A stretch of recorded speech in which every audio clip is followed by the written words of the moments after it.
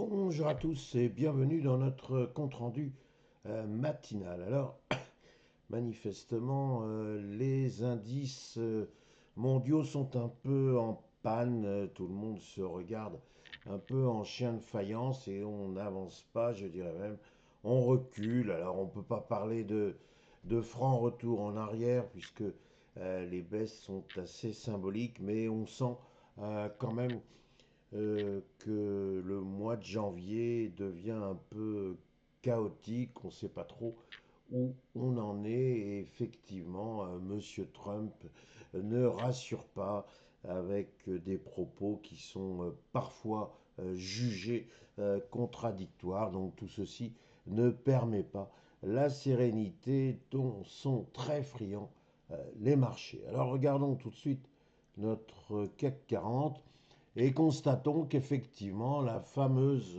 hausse de vendredi dernier, eh bien, elle est en train de s'émousser. J'ai titré que c'était une hausse rognée, mais comme je vous le disais liminairement, cette baisse n'est que de 0,26%, il n'y a pas de catastrophe, et je dirais même plus, pour ceux qui me suivent, et je les remercie, eh bien, ceux qui me suivent savent que depuis plusieurs jours, j'indique que graphiquement, ce serait pas mal du tout de voir la hausse de vendredi dernier petit à petit diminuer jusqu'à un test du support des 8275 points, voire un comblement du gap qui se situe ici en deçà du support des 8275 points. Cela aurait le mérite de rassurer les opérateurs et donc de laisser ces derniers venir dire après tout, c'est une opportunité pour repartir à la hausse. Alors on va voir si ce schéma idyllique va se concrétiser ou non. Constatons que le CAC 40 manque de moteur pour poursuivre sa hausse. Alors oui, bien sûr, on pourra me dire, il y a une raison nationale avec ce fameux budget qui manifestement ne veut pas être accouché, il ne veut pas sortir. Alors est-ce qu'il faut les forceps d'un 49.3? Est-ce qu'il faut aller plus loin et voir la césarienne des ordonnances? J'arrête là la métaphore, mais effectivement, c'est pas très rassurant. Et on voit la France qui s'enorgueillit de pouvoir très aisément s'endetter toujours un peu plus. Hier, c'était 10 milliards qui étaient encore accordés à la France. Alors oui, bien sûr, c'est très très bien que la France puisse trouver des ressources, mais franchement, cette fuite en avant n'est pas de nature à rassurer les marchés financiers, tant s'en faut. Alors, pour aujourd'hui, notre CAC 40, bien, a priori, il va rester entre son plus haut annuel, les 8386 points, et ces fameux 8275 points. Il n'y a sans doute pas grand-chose à attendre de la séance d'aujourd'hui. Si maintenant j'en viens à notre S&P 500, j'ai envie de dire même opération, même motif, on voit bien qu'il y a une difficulté à aller de l'avant. Et pourtant, l'ouverture était plutôt raisonnable, si je peux m'exprimer ainsi, mais non. Il y a eu un courant vendeur, qui permet au S&P 500 de revenir très exactement sur son support des 6945 points. Vous pouvez poursuivre mon propos, à savoir est-ce que ce support est ou non solide. S'il n'est pas solide, eh bien, nous retournerons dans ce rectangle de transactions parfaitement identifié entre 6770 points et 6945 points, grosso modo, très grosso modo, un couloir de transaction de 200 points.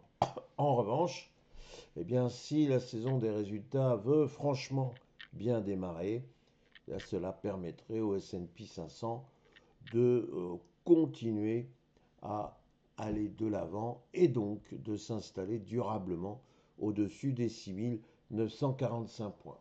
Si l'on résume un peu la séance d'hier, on voit que il y a eu finalement un certain encouragement pour l'intelligence artificielle et surtout les entreprises qui cherchent à bénéficier de la manne de l'intelligence artificielle. On a une société taïwanaise très importante, TSMC, qui effectivement nous délivre des résultats qui sont très encourageants.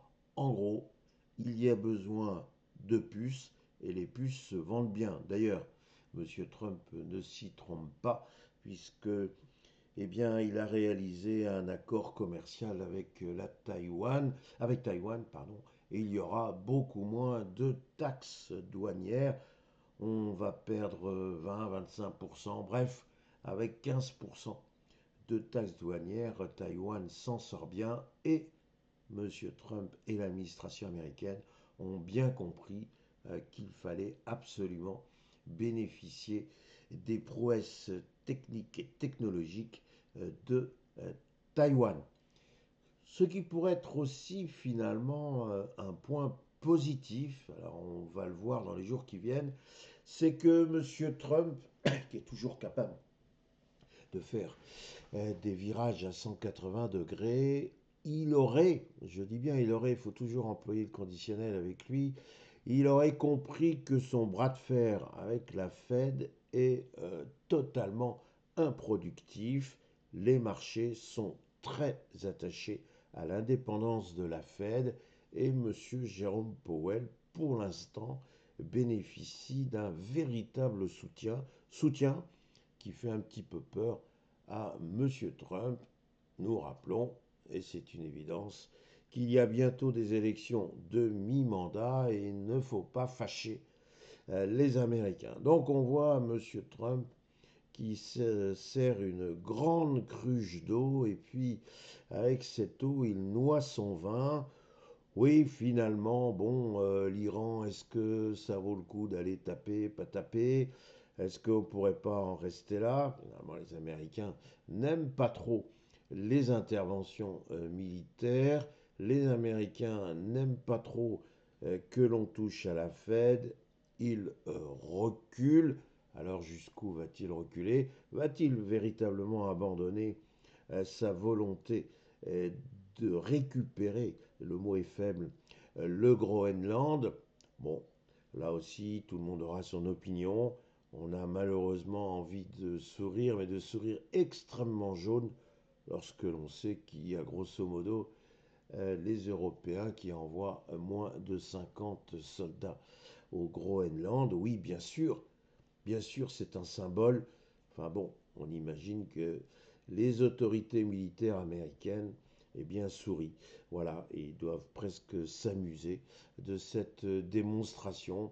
Bon, au moins, cette démonstration existe. Est-ce que tout ceci est de nature à rassurer les opérateurs? C'est ce que l'on va voir et on le verra si effectivement le support des 6 945 points tient le coup. Donc pour cette séance, on va surveiller ce fameux support. Disons que l'enthousiasme de début d'année s'est clairement et franchement émoussé. Voilà ma réflexion du jour. Il me reste à vous souhaiter, comme d'habitude, une excellente séance. Et puisque nous sommes vendredi, bien évidemment, vous souhaitez un week-end reposant, de loisirs. Bref, faites ce que vous voulez, oubliez vos soucis. Merci.